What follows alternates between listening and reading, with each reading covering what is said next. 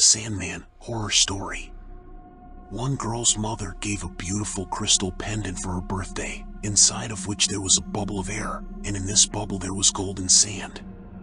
The seller said that it is unlikely that there will be another such crystal in the whole world. Said Mom, "This is a unique natural phenomenon." The girl liked the gift very much, and all day she twirled the pendant, looking at how the golden sand was pouring inside. And even when the girl fell asleep, she dreamed that she was admiring the pendant, and the golden sand inside the crystal seemed to sparkle with its own light. And the next day, Mom sent the girl to the forest to pick berries. The girl was very surprised, because they lived in a city, and there was no forest nearby. But when she went outside, she saw that a real dense forest begins right from the house. The girl did not know how to pick berries, so she just went into the forest and began to look for raspberry bushes. She had seen them once when she was visiting relatives in the country. The girl never found raspberries. But I found a wooden house in the forest, which was exactly like in a fairy tale book. The girl went into the house. There was no one there, but there was a lot of delicious food on the table.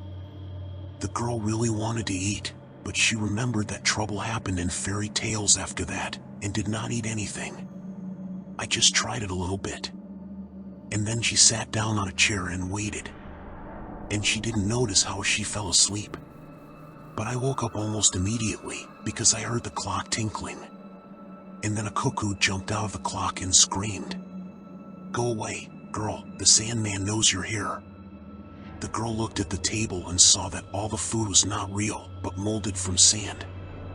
And the whole house is also made of sand. Then the clock rang again and the cuckoo screamed, "Girl, run away quickly, the Sandman is coming here." The girl jumped out of the house and ran. But it was very hard to run, and when the girl looked at her feet, she realized why she was running so slowly. She had sandy legs. The girl ran to the stream, but when she began to cross it, her sandy feet were washed away by water.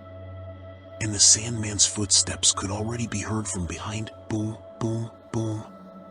Then the girl took clay, molded new legs for herself, got up and ran on. The girl ran to the river, wanted to swim across it, but her hands were also made of sand, and the water immediately washed them away. Then the girl grabbed 2 branches that were lying on the shore with her teeth, stuck them into her shoulders instead of her arms, and swam across the river.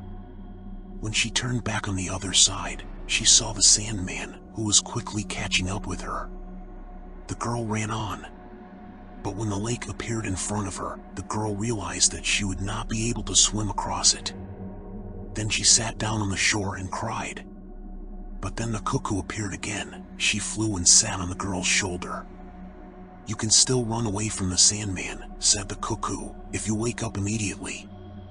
And only then did the girl realize that it was all a dream and immediately woke up. And when she woke up, she realized that the cuckoo had also managed to tell her. The girl took a hammer and broke the pendant. She threw the crystal fragments into the trash and washed off the gold sand with water. And she also asked Dad to get her an antique cuckoo clock that was left over from her grandmother and hang it in her room. And now, if the girl fell asleep and got to the Sandman again in her sleep, the clock started ringing and the girl immediately woke up. But every time the girl woke up, she heard the Sandman laughing. And then it seemed to her that not only her arms and legs, but also her heart were turning sandy.